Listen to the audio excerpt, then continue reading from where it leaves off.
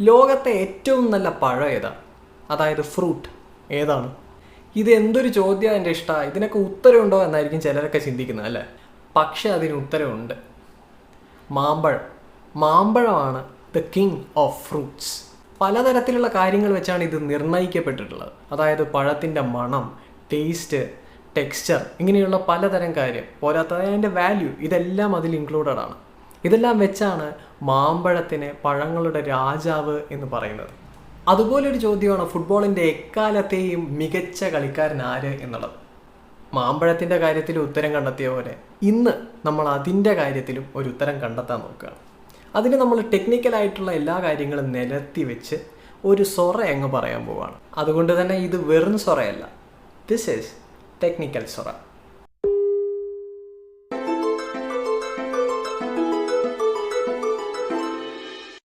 ഫുട്ബോളിലെ ഗോട്ട് ആര് എന്ന ചോദ്യത്തിന് എന്നും ഉയർന്നു വരുന്ന 4 പേരുകളാണ് ഉള്ളത്.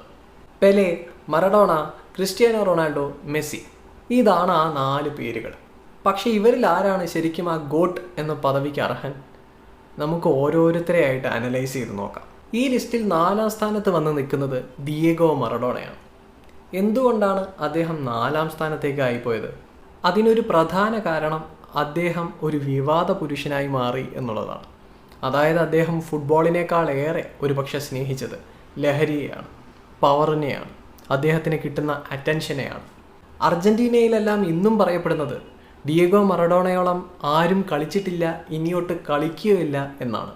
മെസ്സി കാട് വാഴുന്ന ഈ കാലത്ത് പോലും ആ റേഞ്ചിൽ ദൈവസമാനനായി നിൽക്കണം എന്നുണ്ടെങ്കിൽ അദ്ദേഹം ക്രിയേറ്റ് ചെയ്ത് വെച്ചിട്ടുള്ള ലെഗസി വേറെയാണ് എന്ന് തന്നെയാണ് അർത്ഥം, അല്ലേ?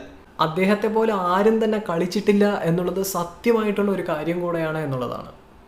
സത്യത്തിൽ FIFA player of the century വോട്ടിങ്ങിൽ ഏറ്റവും കൂടുതൽ പെലെയേക്കാൾ മുകളിൽ നിന്നതും മറഡോണ തന്നെയാണ്. പിന്നെ എന്തുകൊണ്ടാണ് ഈ ലിസ്റ്റിൽ അദ്ദേഹം ലാസ്റ്റായി മാറിയത്, അതായത് 4ാമനായി മാറിയത്? അതിന് കാരണങ്ങളുണ്ട്. ഞാൻ ആദ്യമേ പറഞ്ഞതുപോലെ അദ്ദേഹം ലഹരിയെയാണ് ഫുട്ബോളിനേക്കാൾ ഏറെ സ്നേഹിച്ചത്. അതുകൊണ്ട് തന്നെ അദ്ദേഹത്തിന് കൺസിസ്റ്റൻ്റ് ആയിട്ടുള്ള ലോങ് ആയിട്ടുള്ള ഒരു കരിയർ ഉണ്ടാക്കാൻ കുറച്ച് പാടായിരുന്നു. മറ്റൊരു കാരണം എന്ന് പറയുന്നത് അദ്ദേഹത്തിന് ചതിച്ചും ജയിക്കാം എന്നുള്ളൊരു മെൻറ്റാലിറ്റി ഉണ്ടായിരുന്നു എന്നുള്ളതാണ്. ഇത് സ്പോർട്സ്മാൻ സ്പിരിറ്റിനെ കുറിച്ച് ചിന്തിക്കുന്നവർക്ക് നേരെ എതിർവശത്തേക്ക് പോകുന്ന ഒരു മെൻറ്റാലിറ്റിയാണ്. അതായത് മയക്കുമരുന്ന് കലക്കി കൊടുത്തിട്ടാണെങ്കിലും കൈകൊണ്ട് ഗോൾ അടിച്ചിട്ടാണെങ്കിൽ പോലും ഞാൻ കളി ജയിക്കും എന്നുള്ള ഒരു തരം മെൻറ്റാലിറ്റി. അത് അത്ര സുഖമുള്ളൊരു കാര്യമല്ല, പ്രത്യേകിച്ച് ഫുട്ബോൾ പോലെ സോളുള്ളൊരു കളിക്കുള്ളിൽ. പക്ഷേ ഇത് രണ്ടും മാത്രമല്ല കേട്ടോ, ഇതും പോരാത്തതിന് മറ്റു ചില ടെക്നിക്കലായിട്ടുള്ള കാര്യങ്ങളും കൂടെയുണ്ട് ഇദ്ദേഹം 4ാമനായി ഈ റേസിൽ അവസാനിക്കാൻ. അത് അദ്ദേഹം കോപ്പ അമേരിക്ക അടിച്ചിട്ടില്ല, അതായത് ജയിച്ചിട്ടില്ല എന്നുള്ളൊരു വസ്തുത കൂടെയാണ്. അതെ, ഇത്രയെല്ലാം നേടിയ അദ്ദേഹം കോപ്പ അമേരിക്ക ഒരിക്കലും ജയിച്ചിട്ടില്ല. അതുപോലെ തന്നെ ചാമ്പ്യൻസ് ലീഗ് പോലും അദ്ദേഹം ജയിച്ചിട്ടില്ല എന്നുള്ളതാണ് മറ്റൊരു കാരണം. പലയിടത്തും വിവാദ പുരുഷനായി തന്നെ, ബാഴ്സലോണ പോലെയുള്ള ക്ലബ്ബുകളെയാണ് ഞാൻ ഉദ്ദേശിക്കുന്നത്, വിവാദ പുരുഷനായിട്ട് തന്നെ അദ്ദേഹം വെളിയിൽ വരുമ്പോൾ പോലും നാപ്പോളി പോലെയുള്ള ഒരു ക്ലബ്ബിൽ അദ്ദേഹം വന്നതുകൊണ്ട് ക്ലബ്ബ് ആദ്യമായി കപ്പടിച്ചു, അതായത് ആ ലീഗിൽ കപ്പടിച്ചു എന്നുള്ളതും ഒരു വലിയ കാര്യം തന്നെയാണ്. അത് നമ്മളൊരിക്കലും മറക്കരുത്. അത് അദ്ദേഹത്തിൻ്റെ പ്ലേ മേക്കിങ്ങിൻ്റെ പാരമ്യത്തെ കാണിക്കുന്ന ഒരു കാര്യം കൂടെയാണ്. അദ്ദേഹം എത്രത്തോളം വാല്യൂബിൾ ആണ് എന്നുള്ളതിൻ്റെ ഒരു പക്ക ഉദാഹരണം. എന്തൊക്കെ പറഞ്ഞാലും പ്ലേ മേക്കിങ്ങിലും ഫിനിഷിങ്ങിലും ഡ്രിബ്ലിങ്ങിലും പേര് കേട്ട വ്യക്തിയാണ് മറഡോണ. ചടുലമായിട്ടുള്ള ഡ്രിബ്ലിങ്ങും അഗ്രസീവായിട്ടുള്ള മൂവ്മെൻറ്റുകളും റഷുമായിരുന്നു അദ്ദേഹത്തിൻ്റെ ഒരു സിഗ്നേച്ചർ. അറ്റാക്കിംഗ് മിഡ് പൊസിഷനിലാണെങ്കിലും ഫ്ലാങ്കുകളിലാണെങ്കിലും സെൻറ്റർ ഫോർവേഡ് ആയിട്ടാണെങ്കിലും എങ്ങനെയാണെങ്കിലും കളിക്കാൻ തയ്യാറായിട്ടുള്ള ഒരു പക്ക കംപ്ലീറ്റ് പ്ലെയർ ആയിരുന്നു ഡിയേഗോ മറഡോണ. 165 സെൻറ്റിമീറ്റർ ഹൈറ്റേ ഉണ്ടായിരുന്നുള്ളൂ എന്നുണ്ടെങ്കിൽ പോലും ഭയങ്കരമായിരുന്ന, അതായത് അതിഗംഭീരമായിരുന്ന ഹെഡിങ് ആയിരുന്നു അദ്ദേഹത്തിൻ്റെത്. വളരെ ടോളായിട്ടുള്ള ഡിഫൻഡേഴ്സിനെയും ഗോൾ കീപ്പർമാരെയൊക്കെ മറികടന്ന് ഈ കുറിയ മനുഷ്യൻ എങ്ങനെ ഗോൾ അടിക്കുന്നു എന്നുള്ളത് പണ്ടേ മാധ്യമങ്ങൾ ഒരുപാട് അനലൈസ് ചെയ്തിട്ടുള്ള ഒരു കാര്യമാണ്. ദൈവത്തിൻ്റെ കൈകൊണ്ടുണ്ടാക്കിയ അതേ വേൾഡ് കപ്പിൽ 1986 അദ്ദേഹം ഗോൾഡൻ ബോൾ നേടിയിട്ടുണ്ട്. അതുപോലെ തന്നെ 6 തവണ അദ്ദേഹം south American best player of the ഇയറും വാങ്ങിയിട്ടുണ്ട്. പോരാത്തതിന് പ്ലെയർ ഓഫ് ദ സെഞ്ചുറി എന്നുള്ള ഒരു പദവി പെലെയുടെ കൂടെ ഷെയർ ചെയ്യുന്ന വ്യക്തി കൂടെയാണ് അദ്ദേഹം. അദ്ദേഹത്തിൻ്റെ ഈ കോൺട്രിബ്യൂഷൻസ് എല്ലാം കണക്കിലെടുത്തിട്ട് 1995 അദ്ദേഹത്തിന് ഒരു ഓണററി ബാലൻഡിയോറും നൽകപ്പെട്ടിട്ടുണ്ട്. ഒരുപാട് ഇനിയും എത്തിപ്പിടിക്കാമായിരുന്നിട്ടും ഫുട്ബോളിലേറെ ലഹരിയെയും പവറിനെയും ആസ്വദിച്ച് വന്ന അദ്ദേഹം ലോഞ്ചിറ്റിവിറ്റി ഇല്ലാതെ, കൺസിസ്റ്റൻസി ഇല്ലാതെ തൻ്റെ കരിയറിനെ വളരെ ഷോർട്ടായിട്ട് തീർത്തു എന്ന് വേണം പറയാൻ. അതുകൊണ്ടുകൂടെയാണ് ഒരു പക്ഷേ അദ്ദേഹം 4ാം സ്ഥാനത്ത് ഈ റേസിൽ അവസാനിക്കുന്നത്. പക്ഷെ ഒന്നുണ്ട്, അയാൾ ശരിക്കൊന്ന് മനസ്സ് വെച്ചിരുന്നെങ്കിൽ ഈ ലിസ്റ്റിൽ 1ാം സ്ഥാനത്ത് അയാൾ തന്നെ ആയിരുന്നേനെ എന്നുള്ളതാണ്. ഈ ലിസ്റ്റിൽ 3ാം സ്ഥാനം പിടിച്ചിരിക്കുന്നത് ക്രിസ്ത്യാനോ റൊണാൾഡോയാണ്. യെസ്, സാക്ഷാൽ CR7. ഈ ലിസ്റ്റിൽ ഇരിപ്പുറപ്പിച്ചിരിക്കുന്ന ഇങ്ങേർക്ക് ഒരു പ്രത്യേകത കൂടെയുണ്ട്. ഈ 4 ലെജൻസിൽ പുള്ളിക്കാരന് മാത്രമാണ് വേൾഡ് കപ്പ് ഇല്ലാത്തത്. എന്നിട്ടും ഈ ലിസ്റ്റിൽ ഇടം നേടണം, അത് 3ാം സ്ഥാനത്ത് എത്തണം എന്നുണ്ടെങ്കിൽ അദ്ദേഹത്തിൻ്റെ റേഞ്ച് അത്രത്തോളം ഉണ്ട് എന്നർത്ഥം. ഒരുപക്ഷെ ലോകം കണ്ട ഏറ്റവും ബെസ്റ്റ് ഗോൾ സ്കോറിംഗ് മെഷീനായിരിക്കും അദ്ദേഹം എന്ന് തന്നെ പറയേണ്ടതായിട്ട് വരും. അതുമാത്രമല്ല, ഹാർഡ് വർക്കും കൺസിസ്റ്റൻസിയും കൊണ്ട് എന്തും നേടാം എന്നും പഠിപ്പിച്ചു കൊടുത്ത ഒരു വ്യക്തിയാണ് അദ്ദേഹം. അതുകൊണ്ട് തന്നെയാണ് അദ്ദേഹത്തിന് ഈ ഇൻസ്പിറേഷൻ ബേസ്ഡ് ആയിട്ടുള്ള ആൾക്കാർക്കിടയിൽ ഒരു വലിയ ഫാൻ ബേസ് നിലനിൽക്കുന്നത്. നല്ല ഉഗ്രൻ അറ്റാക്കിംഗ് അവയർനെസ്സും ഹെഡിങ്ങും റണ്ണിങ്ങും കലർന്നിട്ടുള്ള ഒരു perfect mix for goal scoring എന്ന് വേണം ക്രിസ്ത്യാനോ റൊണാൾഡോയെ പറ്റി പറയാൻ. അദ്ദേഹം ഗോൾ മണത്ത് കൃത്യമായി ബോക്സിനുള്ളിൽ എത്തിക്കഴിഞ്ഞാൽ എതിർ ടീം മുഴുവൻ ഒന്ന് വിറയ്ക്കും എന്നുള്ളതാണ് സത്യം. പക്ഷെ അയാളെക്കൊണ്ട് ക്രിയേറ്റീവ് പ്ലേ മേക്കിംഗ് ഒന്നും നടക്കില്ല എന്ന് പറഞ്ഞ് ഞാൻ ഒരുപാട് കാണുന്നുണ്ട്. അത് ശുദ്ധ വിഡ്ഢിത്തരമാണ്. ഒന്നുമില്ലെങ്കിൽ അത് പറയുന്നവർ ഫുട്ബോൾ കണ്ടിട്ടില്ല, അല്ലെങ്കിൽ ഈഗോ കൊണ്ട് മാത്രം ഒരു വിഭാഗത്തിനെ സപ്പോർട്ട് ചെയ്യാൻ വേണ്ടി മാത്രം പറയുന്നതാണത്. 2006 മുതൽ 2010-11 കാലഘട്ടം വരെയുള്ള ക്രിസ്ത്യാനോ റൊണാൾഡോ അതിസുന്ദരമായിട്ട് തന്നെ വിങ്ങുകളിലും അതുപോലെ തന്നെ മിഡ്ഫീൽഡുകളിലും എല്ലാം പാറി പറന്ന് നടന്ന് പന്ത് അങ്ങോട്ടേക്കും ഇങ്ങോട്ടേക്കും പാസ് ചെയ്ത് പെർഫെക്റ്റായി ഗോൾ അടിപ്പിച്ച വ്യക്തി കൂടെയാണ് എന്നുള്ളത് ആരും മറക്കരുത്. പിന്നീട് 2014 ലലീഗ സീസണിന് ശേഷം ടെൻഡനൈറ്റിസ് വളരെ മൂർച്ഛിച്ച സമയത്ത് മാത്രമാണ് അദ്ദേഹം ആ കളിശൈലി വേണ്ടെന്ന് വെച്ചത്. കാരണം എത്രത്തോളം അദ്ദേഹം പുഷ് ചെയ്ത് ഓടുന്ന സമയത്ത് ആക്സിലറേറ്റ് ചെയ്യാനും ജമ്പ് ചെയ്യാനും ശ്രമിക്കുന്നു, അത്രത്തോളം തൻ്റെ കാൽമുട്ടിനെ അത് ബാധിക്കും എന്നുള്ളത് കൊണ്ട് മാത്രമാണ് അദ്ദേഹം ഫോക്സ് ഇൻ ദ ബോക്സ് അല്ലെങ്കിൽ ബേസിക് ഗോൾ പോച്ചർ എന്നുള്ള ഒരു കളിശൈലിയിലേക്ക് മാറുന്നത്. അതുവരെ അദ്ദേഹം അത് ശ്രമിച്ചിട്ടുണ്ടായിരുന്നില്ല എന്നുള്ളതാണ്. യെസ്, റയൽ മാഡ്രിഡിലേക്ക് കയറി വിത്തിൻ 2 to 3 years അദ്ദേഹം ഒരു പ്രോപ്പർ ഗോൾ പോച്ചറായി മാറിക്കൊണ്ടിരുന്നു എന്നുണ്ടെങ്കിലും ഫുള്ളി അതിൽ നിന്നും ഫോക്സ് ഇൻ ദ ബോക്സ് എന്നുള്ള ഒരു ലെവലിലേക്ക് മാറേണ്ടിയിരുന്നത് അതിനുശേഷം മാത്രമാണ് എന്നുള്ളതാണ്. ഇൻഫാക്റ്റ് അദ്ദേഹം ഒരുപാട് ഡ്രിബിൾ ചെയ്ത് കളിച്ച് നേരം കളയുന്നത് കണ്ട് കലിപ്പ് വന്നതിന് ശേഷം പോൾ ഷോൾസ് എന്ന തൻ്റെ സഹതാരം അദ്ദേഹം പറഞ്ഞ കഥയാണ്. ഒരിക്കൽ തന്നെ വിളിച്ച് വരുത്തി 50 മീറ്റർ ദൂരത്തുള്ള ഒരു മരത്തിലേക്ക് ഷൂട്ട് ചെയ്യാൻ പറഞ്ഞു. 10 തവണ ട്രൈ ചെയ്തിട്ടും ക്രിസ്ത്യാനോ റൊണാൾഡോയ്ക്ക് അതിന് സാധിച്ചില്ല. പക്ഷെ പോൾ ഷോൾസ് ഒരൊറ്റ ഷോട്ടിൽ തന്നെ ആ മരത്തിൽ ചെന്ന് പന്ത് തറപ്പിച്ചു. എന്നിട്ട് അദ്ദേഹം പറഞ്ഞൊരു വാക്യമാണ് പിന്നീട് ക്രിസ്ത്യാനോ റൊണാൾഡോയുടെ ജീവിതം മാറ്റിയത് എന്നാണ് പറയപ്പെടുന്നത്. അതിങ്ങനെയാണ്: ഡ്രിബിൾ ചെയ്ത് വെറുതെ നേരം കളഞ്ഞതുകൊണ്ട് നീ ഒരു ലെജൻഡ് ആവില്ല, അതിന് നീ വല കുലുക്കണം. അതിനനുസരിച്ചാണ് പിന്നീട് ഡ്രിബിളിംഗ് കുറച്ച് കൃത്യമായി ആവശ്യമുള്ള സമയത്ത് മാത്രം അദ്ദേഹം ഡ്രിബിൾ ചെയ്ത് വിങ്ങിൽ നിന്നും കയറി തുടങ്ങിയത്. പിന്നീട് കൂടുതലും അദ്ദേഹം ഗോൾ സ്കോറിങ്ങിനും അസിസ്റ്റിനുമാണ് ശ്രദ്ധ കൊടുത്തത്. സത്യം പറഞ്ഞാൽ അദ്ദേഹം വരുന്നതിന് മുമ്പ് പോർച്ചുഗൽ എന്ന് പറയുന്ന ആ രാജ്യം ചാമ്പ്യൻഷിപ്പ് എന്ന് പറയുന്ന ഒരു മാപ്പിലേ ഉണ്ടായിരുന്നില്ല എന്നുള്ളതാണ്. ഒരുപക്ഷെ സെമി വരെ എത്തുമായിരിക്കും, പിന്നീട് തോറ്റു പൊക്കോളും എന്നുള്ള രീതിയിലുള്ള ഒരു ടീം മാത്രമായിരുന്നു പോർച്ചുഗൽ. ആ ടീമിനെ മുന്നിൽ നിന്ന് നയിച്ചുകൊണ്ട് 3 ട്രോഫികൾ നേടിക്കൊടുത്ത വ്യക്തി കൂടെയാണ് അദ്ദേഹം എന്നുള്ളതും നമ്മൾ മറക്കാൻ പാടില്ല. അതുകൊണ്ടുകൂടെയാണ് അദ്ദേഹം 3ാം സ്ഥാനത്തേക്ക് ഇതിൽ കയറി വന്നിരിക്കുന്നത്. അദ്ദേഹത്തിന് പറ്റുന്നതെല്ലാം അദ്ദേഹം ഹാർഡ് വർക്ക് ചെയ്ത് നേടിയിട്ടുണ്ട്. 5 ബാലൻഡിയോറുകൾ, പല ഗോൾഡൻ ബൂട്ടുകൾ, അങ്ങനെ എല്ലാം അദ്ദേഹം നേടിയിട്ടുണ്ട്. ട്രോഫികളാണെങ്കിലും ഗോൾഡൻ ബൂട്ടുകളാണെങ്കിലും പുസ്കാസ് അവാർഡാണെങ്കിലും ഏറ്റവും ആദ്യത്തെ പുസ്കാസ് അവാർഡ് നേടിയ വ്യക്തിയും ക്രിസ്ത്യാനോ റൊണാൾഡോ തന്നെയാണ്. പക്ഷെ പിന്നീട് അദ്ദേഹം നേടിയിട്ടില്ല. പക്ഷെ ആ ഗോൾ തന്നെ ഒരു ഇടിവെട്ട് ഗോളായിരുന്നു എന്നുള്ളതാണ്. ഇത്രയൊക്കെ ചെയ്തു വെച്ചിട്ടും അദ്ദേഹത്തിന് വേൾഡ് കപ്പ് മാത്രം കയ്യെത്താത്ത ദൂരത്തായി പോയി എന്നുള്ളതാണ്. സത്യത്തിൽ മെസ്സിയാണോ ക്രിസ്ത്യാനോ റൊണാൾഡോയാണോ ഗോട്ട് എന്നുള്ള ഇന്നത്തെ ഈ യുദ്ധം ഉണ്ടല്ലോ, ഇത് തുടങ്ങി വെച്ചത് പോലും അദ്ദേഹമാണ് എന്ന് തന്നെ പറയേണ്ടതായിട്ട് വരും. 2016 യൂറോ നേടിയതിന് ശേഷം അദ്ദേഹം ഒരു പത്രത്തിന് നൽകിയ ഇൻ്റർവ്യൂവിൽ പറയുന്നുണ്ട്, നാഷണൽ ടീമിനോടൊത്ത് ഒരു കപ്പ് നേടാനാവാത്ത വ്യക്തി ഒരിക്കലും ഒരു ഗോട്ടാവണം എന്ന് പറയാൻ പറ്റില്ല, അല്ലെങ്കിൽ ഒരു ലെജൻഡാണ് എന്ന് പറയാനുള്ള സ്റ്റാറ്റസിലേക്ക് വരാനാവില്ല എന്നുള്ള രീതിയിലാണ് അദ്ദേഹം അതിൽ പറഞ്ഞു വെച്ചത്.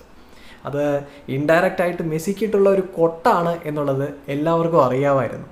ആ കാലത്ത് Ronaldo fans, Cristiano fans, CR7 fans ഉണ്ടല്ലോ, മെസ്സിയെ ഇത് പറഞ്ഞ് ഒരുപാട് കളിയാക്കിയിട്ടുണ്ട്. പക്ഷേ പിന്നീട് നടന്നത് ചരിത്രമാണ്, മെസ്സി എന്ന ഇതിഹാസ ചരിത്രം.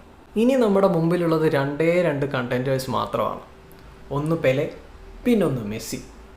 ഇവരിൽ ഒരാൾക്കാണ് ഈ ഗോട്ട് എന്ന പദവി കൊടുക്കാൻ ഞാൻ ഉദ്ദേശിക്കുന്നത്. അതിനു മുമ്പ് മറ്റ് ചില കാര്യങ്ങളും കൂടെയുണ്ട്. ഈ ഗോട്ട് എന്ന ഒരു വ്യക്തി ഉരുവാകാൻ കളി മാത്രം പോരാ, കളിക്ക് പിന്നിലെ ചില പിന്നാമ്പുറങ്ങളും കൂടെ ഉണ്ടാവേണ്ടതുണ്ട്. അതിലൊന്നാണ് ഇൻഷുറൻസ്. പേടിക്കേണ്ട, പരസ്യമൊന്നുമല്ല. ഞാൻ പറയുന്നത് ഫുട്ബോളിൽ വരുന്ന ഇൻഷുറൻസിനെ കുറിച്ചാണ്. ലോയ്ഡ്സ് ഓഫ് ലണ്ടൻ ഇതൊരു ഇൻഷുറൻസ് സിൻഡിക്കേറ്റാണ്. സിൻഡിക്കേറ്റ് എന്ന് വെച്ച് കഴിഞ്ഞാൽ അറിയാമല്ലോ, ഒരു വ്യക്തിക്കോ സ്ഥാപനത്തിനോ ഒറ്റയ്ക്ക് വലിയൊരു തുക കൊടുക്കാൻ പറ്റുന്നില്ലെങ്കിൽ കുറച്ച് പേര് ചേർന്ന് കളക്ട് ചെയ്ത് ആ തുക കൊടുക്കുന്നു. ഒരു പടം കുറച്ച് പേര് ചേർന്ന് പ്രൊഡ്യൂസ് ചെയ്യുന്നതിന് സമാനമായിട്ടുള്ള ഒരു കാര്യമാണിത്. അങ്ങനെ വരുന്ന സമയത്ത് ഈ സിൻഡിക്കേറ്റിന് പല ഭാഗങ്ങളിലുള്ള വേരുകളുണ്ടാകും.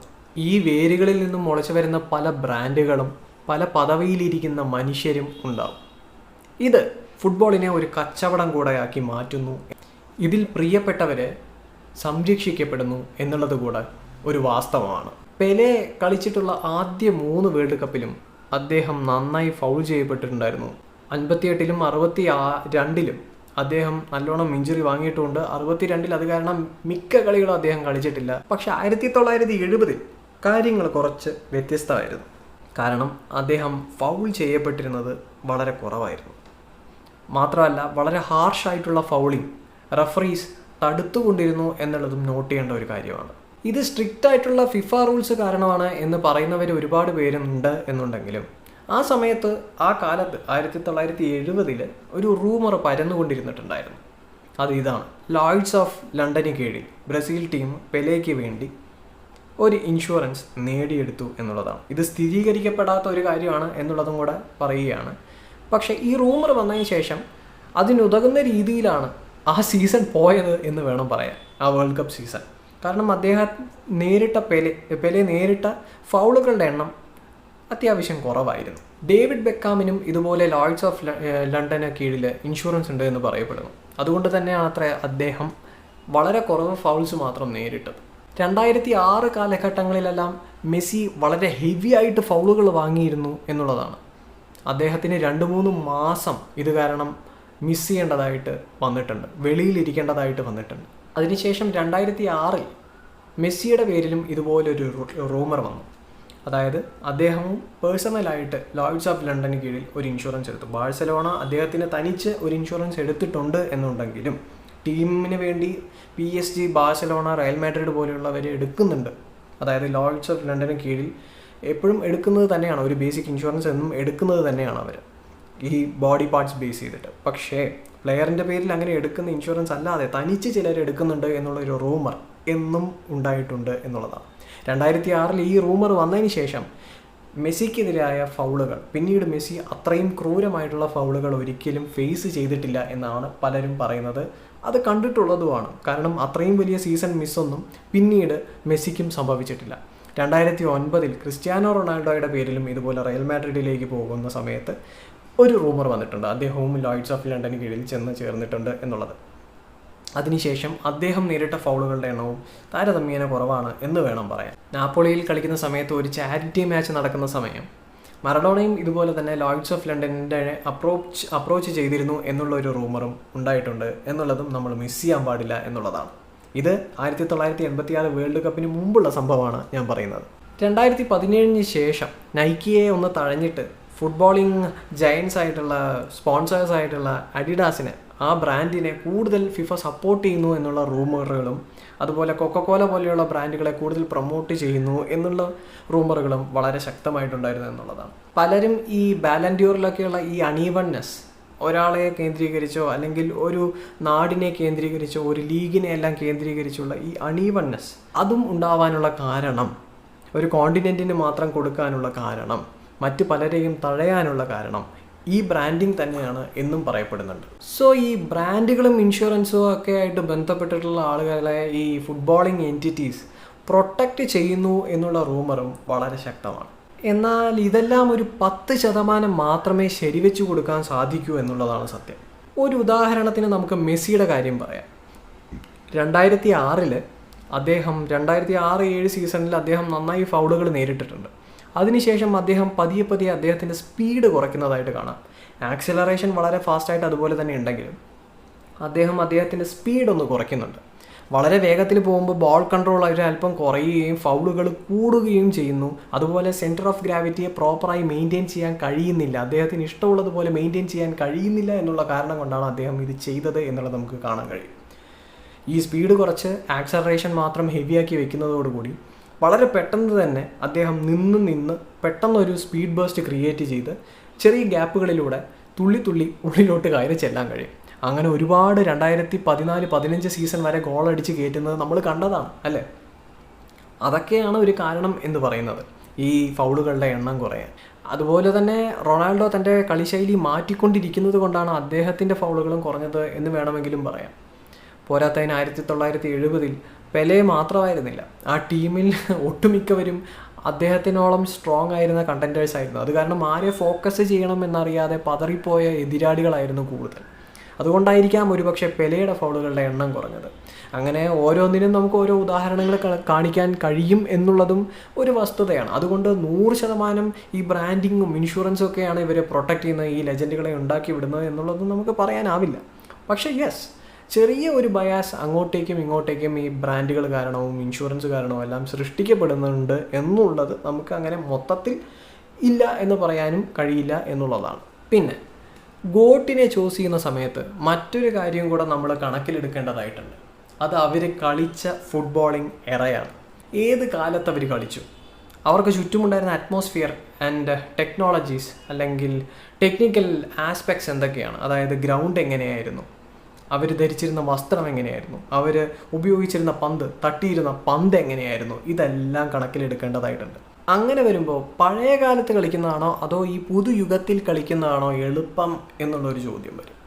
അതിൻ്റെ ഉത്തരം ചില കാര്യങ്ങളിൽ പണ്ടും ചില കാര്യങ്ങളിൽ ഇന്നും കാര്യങ്ങൾ എളുപ്പമാണ്. പക്ഷേ എക്കാലത്തും എന്നും എല്ലാം ഈസി അല്ല എന്നുള്ളതാണ്. കാലവും ടെക്നോളജിയും ഒരുമിച്ച് പോകുന്ന ഒരു സംഭവമാണ്. അത് കളിയെ വളരെ നന്നായിട്ട് തന്നെ ഇൻഫ്ലുവൻസ് ചെയ്യും. ഉദാഹരണം ഞാൻ പറഞ്ഞു തരാം. പണ്ടുകാലത്ത് ഉപയോഗിച്ചിരുന്ന ഡ്രസ്സും ആക്സസറീസും ഒക്കെ പണ്ടത്തെ കളിക്കാരുടെ വേഗതയും പ്രിസിഷനും കുറയ്ക്കും.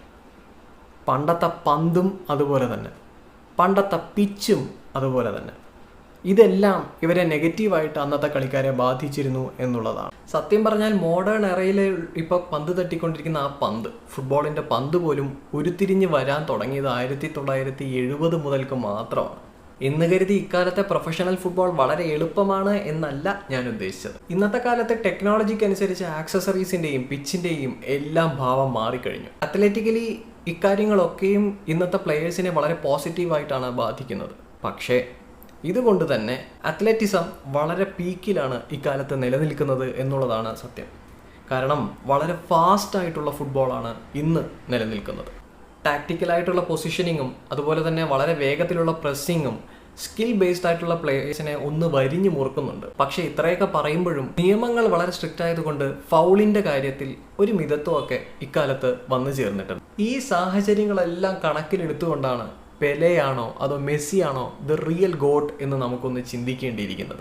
ആദ്യം നമുക്ക് പെലെയിൽ നിന്ന് തന്നെ തുടങ്ങാം. ഫുട്ബോളിലെ ആദ്യ ഇതിഹാസമാണ് എന്ന് വേണമെങ്കിൽ പെലെയെക്കുറിച്ച് നമുക്ക് പറയാം. ഫുട്ബോളിനെ ഒരുപക്ഷെ ലോകം മുഴുവൻ ഉറ്റുനോക്കാൻ തുടങ്ങിയത് അദ്ദേഹം സൃഷ്ടിച്ച ഫുട്ബോളിംഗ് സാമ്പാ താളത്തിലൂടെയായിരുന്നു. സുന്ദരമായ ഫുട്ബോൾ, അതായത് യോഗോ ബൊണീറ്റോന് ലോകമെമ്പാടും ഇത്രയും ഫാൻസ് ഉണ്ടാവുന്നതിന് പുള്ളി ഒരു വലിയ ഫാക്ടറായിരുന്നു. അദ്ദേഹത്തിന് വഴങ്ങാത്തതായിട്ട് ഒന്നും ഉണ്ടായിരുന്നില്ലെന്നുള്ളതാണ്. വളരെ സുന്ദരമായിട്ടുള്ള പ്ലേ മേക്കിംഗ്, സ്ട്രോങ് ആയിട്ടുള്ള പെർഫെക്റ്റ് ആയിട്ടുള്ള ഫിനിഷിംഗ്, വേണമെന്നുണ്ടെങ്കിൽ മിഡ്ഫീൽഡ്, ഫ്ലാങ്കുകൾ, അതുപോലെ സെൻറ്റർ ഫോർവേഡായിട്ട് ഏത് പൊസിഷനിലും കളിക്കാനുള്ള ഒരു പാടവം. 3 ലോകകപ്പ് നേടിയ മറ്റൊരു താരവും ഈ ലോകത്തില്ല എന്നുള്ളതാണ് ഫുട്ബോളിൽ. അത് അദ്ദേഹത്തിന് മാത്രമുള്ള ഒരു സവിശേഷത കൂടെയാണ്. ഫുട്ബോളിനെ കുറിച്ചുള്ള പല ഹിസ്റ്ററിയും അറിയാത്തവർ പലപ്പോഴും പറഞ്ഞു പരത്താറുണ്ട്. അതായത് അദ്ദേഹം വലിയ ലീഗുകളിൽ കളിച്ചിട്ടില്ല, UCLലൊന്നും കളിച്ചിട്ടില്ല, അതുകൊണ്ട് തന്നെ അദ്ദേഹത്തിന് അത്രമാത്രം പാഠമുണ്ടെന്ന് വിശ്വസിക്കാൻ നമുക്ക് സാധിക്കില്ല എന്നൊക്കെ. പക്ഷേ അങ്ങനെയുള്ളവർ അറിഞ്ഞിരിക്കേണ്ട ഒരു പരമമായ സത്യം എന്താണെന്ന് വെച്ച് കഴിഞ്ഞാൽ അദ്ദേഹം നേരിട്ടിട്ടുള്ള എല്ലാ ഹെവി ടീമുകളെയും തറ പറ്റിച്ചിട്ടുണ്ട് എന്നുള്ളതാണ്. AC മിലാൻ ആണെങ്കിലും, യുവൻറ്റസ് ആണെങ്കിലും, റയൽ മാഡ്രിഡ് ആണെങ്കിലും, ബാഴ്സ ആണെങ്കിലും, ഇന്റർ മിലാൻ ആണെങ്കിലും, അക്കാലത്തെ വമ്പന്മാരെ എല്ലാം അദ്ദേഹം വളരെ സുന്ദരമായി തന്നെ തറ പറ്റിച്ചിട്ടുണ്ട് അദ്ദേഹത്തിൻ്റെ ടീം എന്നുള്ളതാണ്. ഡി സ്റ്റെഫാനോ, പുസ്കാസ് ഇവരൊക്കെ അടങ്ങുന്ന റയൽ മാഡ്രിഡിനെ പോലും അദ്ദേഹം തോൽപ്പിച്ചിട്ടുണ്ട് എന്നുണ്ടെങ്കിൽ അദ്ദേഹത്തിൻ്റെ റേഞ്ച് വേറെ ലെവലാണ് എന്നുള്ളതിനെക്കുറിച്ച് നമുക്ക് ചിന്തിക്കാനേ ഇല്ല എന്നുള്ളതാണ്. ഫിഫയുടെ പ്ലെയർ ഓഫ് ദ സെഞ്ചുറി എന്നുള്ള നേട്ടവും മറഡോണയോടൊപ്പം ഷെയർ ചെയ്യുന്നത് പെലെയാണ്. അതുപോലെ തന്നെ 1958 ലോകകപ്പിലെ ബെസ്റ്റ് യങ് പ്ലെയറും മറഡോണയായിരുന്നു. അമേരിക്കയുടെ ഹാൾ ഓഫ് ഫെയിമിൽ അദ്ദേഹത്തിന് ഒരു പെർമനന്റ് സ്ഥാനവുമുണ്ട്. ഇതൊന്നും പോരാത്തതിന് ഒളിമ്പിക് കമ്മിറ്റി അദ്ദേഹത്തിന് അത്ലറ്റ് ഓഫ് ദ സെഞ്ചുറിയായി വാഴ്ത്തിയിട്ടുണ്ട് 1999. വീണ്ടും അദ്ദേഹത്തിൻ്റെ നേട്ടങ്ങൾ എണ്ണിക്കൊണ്ടിരിക്കുകയാണെങ്കിൽ ഫിഫ പ്രസിഡൻഷ്യൽ അവാർഡ്, അതുപോലെ തന്നെ ഏറ്റവും നല്ല സൗത്ത് അമേരിക്കൻ പ്ലെയർക്കുള്ള അവാർഡ് 2 തവണ നേടിയിട്ടുണ്ട്. അങ്ങനെ പലതുമുണ്ട്. 2013 അദ്ദേഹത്തിന് ഒരു ഓണററി ബാലൻഡിയോറും കിട്ടിയിട്ടുണ്ട്. പക്ഷെ ഇത്രയൊക്കെ നേടിയിട്ടുണ്ടെങ്കിലും ചില കുറവുകൾ നമ്മുടെ പെലെയ്ക്കും ഉണ്ട് എന്ന് വേണം പറയാൻ. അതിലെ ഒരു കുറവ് മറഡോണയെ പോലെ തന്നെ പെലെയും കോപ്പ അമേരിക്ക ഒരിക്കലും നേടിയിട്ടില്ല എന്നുള്ളതാണ്. ഇനി നമുക്ക് പതിയെ മെസ്സിയിലേക്ക് വരാം. ഇന്നത്തെ കാലത്തെ ദ കിങ് എന്ന് പറയാനാവുന്ന ഫുട്ബോളർ. അദ്ദേഹത്തെക്കുറിച്ച് പ്രത്യേകിച്ച് പറയാനൊന്നും തന്നെ ഇല്ല എന്ന് ഞാൻ കരുതുന്നു. എല്ലാവർക്കും അറിയുന്നതാണ്. അദ്ദേഹത്തോളം ബാലൻഡിയോറുകൾ നേടിയ വ്യക്തിയില്ല, അദ്ദേഹത്തോളം ട്രോഫികൾ നേടിയ വ്യക്തിയില്ല, ഒന്നും അയാൾക്ക് നേടാനില്ല എന്നുള്ളതാണ്. ഹീസ് എ കംപ്ലീറ്റ് പ്ലെയർ ഫുട്ബോളിനെ സംബന്ധിച്ചിടത്തോളം. Yes, he has completed everything. Puskas award കിട്ടിയിട്ടില്ല എന്നൊരൊറ്റ കുറവ് മാത്രമേ മെസ്സിക്കുള്ളൂ. പക്ഷേ എൻ്റെ കാഴ്ചപ്പാടിൽ മെസ്സി വ്യത്യസ്തമായിട്ടുള്ള കൗതുകം ജനിപ്പിക്കുന്ന ഒരുപാട് ഗോളുകൾ അടിച്ചതുകൊണ്ട് ആളുകൾക്കത് ശീലമായി തുടങ്ങിയിട്ടുണ്ടായിരുന്നു എന്നാണ് എനിക്ക് തോന്നുന്നത്. അല്ലെങ്കിൽ തന്നെ 7 തവണ നോമിനേഷൻ കിട്ടിയിട്ടും കിട്ടാതെ അദ്ദേഹത്തിന് പോകാനുള്ള യാതൊരു ചാൻസും ഞാൻ കാണുന്നില്ല. 48 ടോട്ടൽ ട്രോഫികൾ അദ്ദേഹം ഇപ്പോൾ വരെയ്ക്ക് നേടിയിട്ടുണ്ട്. നേരം പരപരാ വിളിക്കുമ്പോൾ മെസ്സി വീണ്ടും ഒരു വേൾഡ് കപ്പ് നേടിക്കഴിഞ്ഞാൽ 49 എണ്ണമാവും ആ ട്രോഫികളുടെ എണ്ണം. ഒരു world cup, 2 Copa America, 4 UCL, 8 Ballon d'Or. ഇത് മൾട്ടിപ്ലിക്കേഷൻ ടേബിളൊന്നും അല്ല, മെസ്സിയുടെ അച്ചീവ്മെൻറ്റുകളാണ്. ഇത്രയും നേട്ടങ്ങൾ ഇനിയൊരാൾ നേടുമോ എന്നുള്ളത് തന്നെ ഒരു സംശയമാണ്, പ്രത്യേകിച്ച് ടോട്ടൽ ഫുട്ബോൾ അരങ്ങുവാഴുന്ന ഈ കാലഘട്ടങ്ങളിലൊക്കെ. മെസ്സി നല്ലവണ്ണം കളിച്ചില്ലെങ്കിൽ അന്ന് ബാഴ്സലോണ ക്യാമ്പിലെ ആളുകൾ നിനക്കെന്തെങ്കിലും അസുഖമുണ്ടോ എന്നുള്ളത് ചോദിക്കുമായിരുന്നു അത്ര. മിഡ് മുതൽ അറ്റാക്കിംഗ് റേഞ്ച് വരെയുള്ള ഏത് ഇടത്തിലും അദ്ദേഹം വളരെ സുന്ദരമായി തന്നെ കളിമെനയും, കളിക്കും, ഗോളടിക്കും. പ്ലേ മേക്കിങ്ങിലും ഡ്രിബിളിങ്ങിലും എല്ലാം ശക്തരായ ഒരുപാട് പേരുണ്ടെങ്കിലും മെസ്സിയോളം ബോൾ കൺട്രോളും റിഫ്ലക്സും ഉള്ള ഒരു പ്ലെയർ അധികം അങ്ങനെ ചരിത്രത്തിൽ ഉണ്ടായിട്ടില്ല എന്നുള്ളതാണ് ഒരു വാസ്തവം. കാൽപന്തിന് മുകളിലുള്ള ഒരു പൂർണ്ണ ആധിപത്യത്തിൻ്റെ പേരുകൂടെയാണ് മെസ്സി. ഇത്രയൊക്കെ മെസ്സിയെ പുകഴ്ത്തുന്നത് കേട്ടിട്ട് നിങ്ങൾ കരുതുന്നുണ്ടാവും ഞാനൊരു മെസ്സി ആരാധകനാണെന്ന്. അല്ല, ഞാനൊരു ബ്രസീൽ ഫാനാണ്. പോരാത്തതിന് റൊണാൾഡോ നസാരിയോൻ്റെ ഒരു കട്ട ഫാനും കൂടെയാണ്. പക്ഷെ ഫാക്റ്റുകളായി തന്നെ കാണണം. അപ്പോഴാണ് ഫുട്ബോളിൻ്റെ എന്നല്ല എല്ലാറ്റിൻ്റെയും സൗന്ദര്യം ഒന്നുകൂടെ വർദ്ധിക്കുന്നത്. ഇനി നമുക്ക് പ്രധാന ചോദ്യവും അതിൻ്റെ ഉത്തരത്തിലേക്കും വന്നെത്താം. Who is the goat? Stats വെച്ച് നോക്കിയിട്ടുണ്ടെങ്കിൽ പെലെ എല്ലാവരേക്കാളും മുന്നിലാണ്. അപ്പോൾ നിങ്ങൾ കരുതും ഏറ്റവും കൂടുതൽ ഗോൾ അടിച്ചിരിക്കുന്നതും അസിസ്റ്റ് നൽകിയിരിക്കുന്നതൊന്നും പെലെയല്ലല്ലോ എന്ന്. പക്ഷേ ആവറേജ് എടുത്ത് നോക്കുന്ന സമയത്ത് എല്ലാറ്റിലും പെലെയാണ് രാജാവ്. മെസ്സിക്കും ക്രിസ്ത്യാനോ റൊണാൾഡോയ്ക്കും മുകളിലാണ് പെലെ. പിന്നെ ചിലർ പറയാം പണ്ടത്തെ കാലത്ത് കളി വളരെ എളുപ്പമായിരുന്നു, ഇത്രയും ടെക്നിക്കലി സ്ട്രോങ് ആയിരുന്നില്ല, അതുകൊണ്ട് തന്നെ എളുപ്പത്തിൽ ഗോൾ അടിക്കാം, കളി മെനയാം എന്നൊക്കെ പറയുമായിരിക്കും. പക്ഷെ അതിനും ഞാൻ ഉത്തരം തന്നു കഴിഞ്ഞു. അങ്ങനെയൊക്കെ ടാക്ടിക്കലി കളികൾ വീക്കായിരുന്നു എന്നുണ്ടെങ്കിൽ പോലും ആക്സസറീസും പന്തും പിച്ചും അങ്ങനെയുള്ള പല കാര്യങ്ങളിലും പണ്ടുകാലത്തെ ഫുട്ബോൾ വളരെ പിറകിലായിരുന്നു.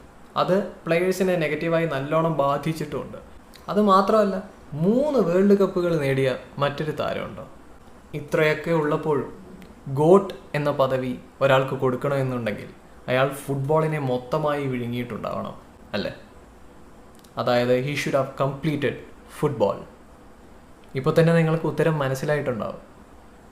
Yes, the real got. എന്നെ സംബന്ധിച്ചിടത്തോളം അത് സാക്ഷാൽ ലിയണൽ ആൻഡ്രേസ് മെസ്സിയാണ്. CR7 ഫാൻസിനെല്ലാം സങ്കടം തോന്നുന്നുണ്ടാവും എന്നെനിക്ക് അറിയാം. പക്ഷേ ഉള്ള സത്യമായിട്ട് തന്നെ പറയണം, അദ്ദേഹം ഒരു മോശം കളിക്കാരനേ അല്ല. He's one of the legends. CR7 is definitely one of the legends. പക്ഷേ ഡിമറിയ പറഞ്ഞതുപോലെ അദ്ദേഹം ഒരൊറ്റ തെറ്റ് മാത്രമാണ് ചെയ്തത്. അത് മെസ്സിയുടെ യുഗത്തിൽ പിറന്നു എന്നുള്ളതാണ്. മെസ്സിയോടൊപ്പം 20 വർഷം പോരാടി കട്ടയ്ക്ക് നിന്ന വ്യക്തിയാണ് ക്രിസ്ത്യാനോ റൊണാൾഡോ. ഒരു റേഡിയോ FM കൊടുത്ത ഇൻ്റർവ്യൂവിൽ മെസ്സി തന്നെ പറയുന്നുണ്ട്, അദ്ദേഹം ക്രിസ്ത്യാനോ റൊണാൾഡോയെ തൻ്റെ ഈക്വലായിട്ടാണ് കാണുന്നത്, തന്നോളം പോന്നവനായിട്ടാണ് കാണുന്നത് എന്നുള്ളത്. ഇതിഹാസങ്ങൾ മെസ്സിയെ ഒരു ദൈവപുത്രനായിട്ട് വാഴ്ത്തുന്ന സമയത്ത് അയാളെ ഒരു കാലത്ത് പിടിച്ചു നിർത്തിയ ഒരു പടക്കുതിരയായിട്ട് തന്നെയായിരിക്കും ക്രിസ്ത്യാനോ റൊണാൾഡോ അറിയപ്പെടുന്നത്. ഈ വീഡിയോ ഇവിടെ അവസാനിക്കുന്ന സമയത്ത് എന്തുകൊണ്ട് മെസ്സിയെ ഞാൻ പെലെയ്ക്ക് മുകളിൽ വെക്കുന്നു എന്നുള്ളതിന് കൂടെ ഞാനൊരു ഉത്തരം തരാം. പെലെയെ പോലെ ഒരു കളിക്കാരന് ജിങ്ക ഒത്തുകൂടുന്ന ഒരു വേദിയിലാണ് ഏറ്റവും നന്നായി കളിക്കാൻ സാധിക്കുക. അദ്ദേഹത്തിൻ്റെ കൂടെ കളിക്കുന്നവരും അത്രത്തോളം പ്രാവീണ്യമുള്ളവരായിരിക്കണം എന്ന് സാരം. പക്ഷെ മെസ്സി എവിടെ വിതച്ചാലും വളരുന്ന ഒരു മരമാണ്. മെസ്സിക്ക് എന്നെപ്പോലെ സ്കിൽ മൂവുകൾ കാണിക്കാൻ അറിയാതെയല്ല, അദ്ദേഹം അത് ചെയ്യാത്തതാണ്. പറഞ്ഞത് സാക്ഷാൽ റൊണാൾഡിഞ്ഞോ ആണ്. പെലെയെ ഇക്കാലത്തേക്ക് പറിച്ചു നട്ടുകഴിഞ്ഞാൽ അദ്ദേഹം വളരും എന്നുള്ളത് 100% ഉറപ്പാണ്. പക്ഷേ എത്രത്തോളം വളരും എന്നുള്ളത് നോക്കി തന്നെ കാണണം. പക്ഷേ ഇതേ കാര്യം മെസ്സിക്കാണ് നമ്മൾ പ്രാവർത്തികമാക്കുന്നതെന്നുണ്ടെങ്കിൽ, അതായത് മെസ്സിയെ ഇക്കാലത്ത് നിന്നും അക്കാലത്തേക്ക് പറിച്ചു നടുകയാണെങ്കിൽ മെസ്സി അപ്പോഴും വളരും, ലെജൻഡാവും, ഗോട്ടാകും എന്നുള്ളതിൽ യാതൊരു സംശയവും എനിക്ക് പേഴ്സണലി ഇല്ല എന്നതാണ്.